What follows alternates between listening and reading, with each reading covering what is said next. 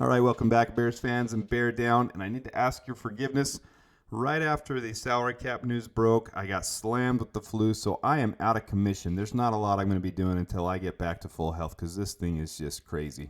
Not looking for sympathy. It just happens sometimes. Horrible time for it to happen because we have so much coming up and there's so much I want to share with you. But I'm letting you know why I'm a little MIA, and I'll try to do my best to get caught up and to keep up with you.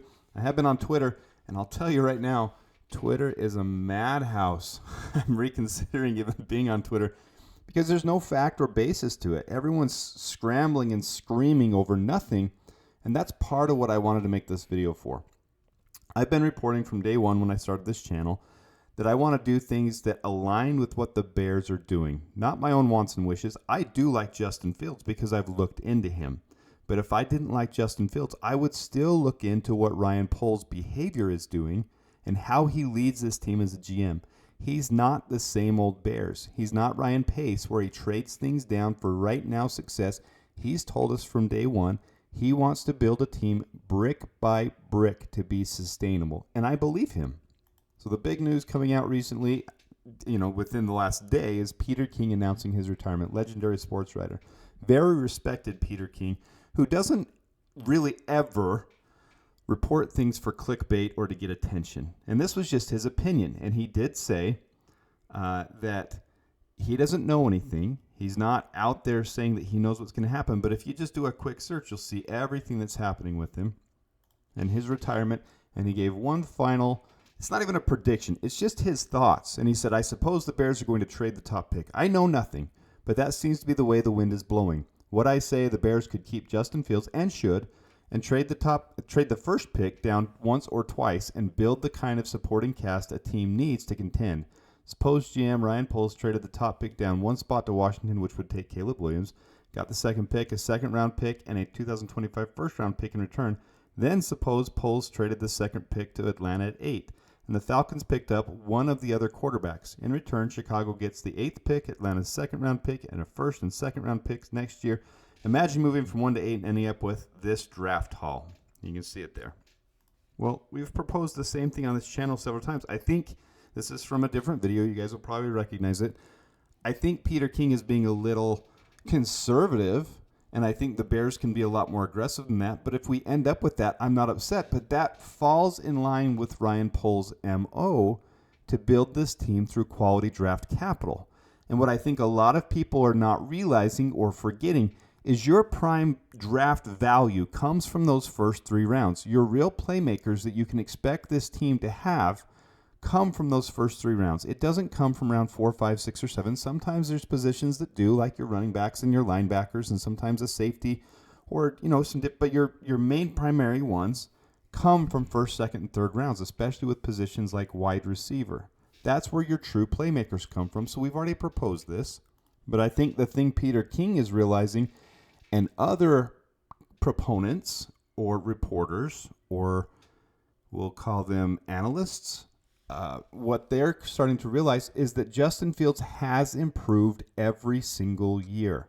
It's something people are stuck on. We've made several videos about this for the last 2 months. It hasn't changed, and it's not going to change because we know from the January 10th press conference, and I've quoted it on here and I've quoted it on other videos, it hasn't changed. Ryan Poles hasn't changed what he said in that press conference. Kevin Warren even came out and stated specifically that they like Justin Fields, his size for the NFL, his character, and that he's someone they can build around.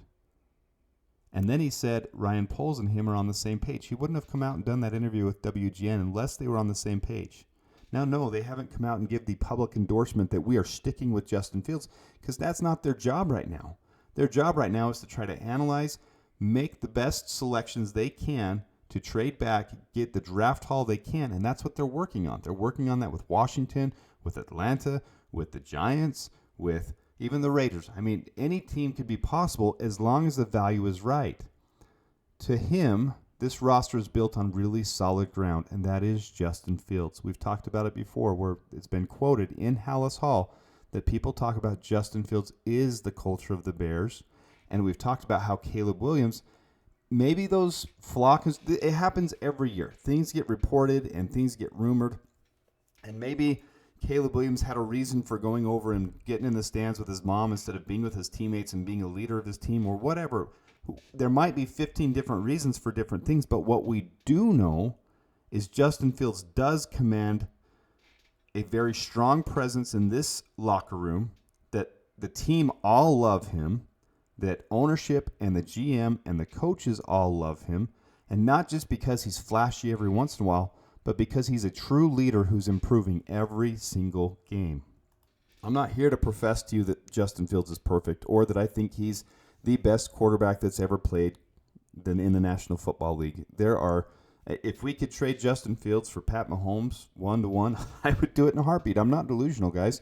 But the reality is, Ryan Poles sees character and sees the real issues with this team being a decimated line, no wide receiver and tight end core, that we have 2 players above average when every other team, the worst, has 3, and there's only a couple of those, and everybody else has at least 4 weapons above average. 4. So he sees it. It's hard for him to come up with a hypothetical in his mind to make a fake trade that would do that would get him to move off of Justin Fields. He hasn't said anything since that January 10th. And here we come into the Combine starting tomorrow with press conferences and people talking, and I'm very excited to see what Matt Eberflus has to say. He's not going to reveal too much until it's all done, but it is coming soon. I said a couple days ago, T-minus 10 days. That was exactly 3 days ago from today. I really feel exactly 1 week from today, so we're T-minus 7 days. The Bears will announce that they have a trade partner for the number 1 pick, and then they can go to work on whatever they're going to do with that. Do I think it's impossible for us to draft a quarterback? No. I think it's impossible for us to draft Caleb Williams. I really do, with everything I've seen, and this false narrative that everyone's brought up that he's generational. I really don't feel that way. But I do feel Justin Fields is a leader, and he's capable of taking this team with additional weapons into the playoffs and with multiple wins. And hey, potentially, who knows what kind of momentum they can build as they build cohesion. And that's what this team is built around, is cohesion and unity, that they can make a playoff run into the playoffs, into the Super Bowl. Who knows? It's not impossible. But I do know that, just like I've talked about, they're going to start turning the page and turning to the idea that Justin Fields is the quarterback of the Bears, because if he hasn't been traded by now, and this is something I said 2.5 weeks ago, why hasn't he? It doesn't make sense that he hasn't been if they were going to. So with that, sorry that I'm a little shy on getting stuff out to you. I have so many good ideas that I want to share with you guys lately. I'm going to be working on them as soon as I can. But until next time, stay the course. It's coming soon. Ryan Poles is deliberate. He does things on purpose, and he doesn't sway from that. He's not sporadic, and he's not crazy out there. He has a purpose and a plan, and that's what I love about him when I look at him as a leader and a GM. I mean, there's so many things you can learn in business from a man like Ryan Poles. And the way that he's methodically building this thing brick by brick with a purpose gives me excitement for the Bears. So with that, bear down.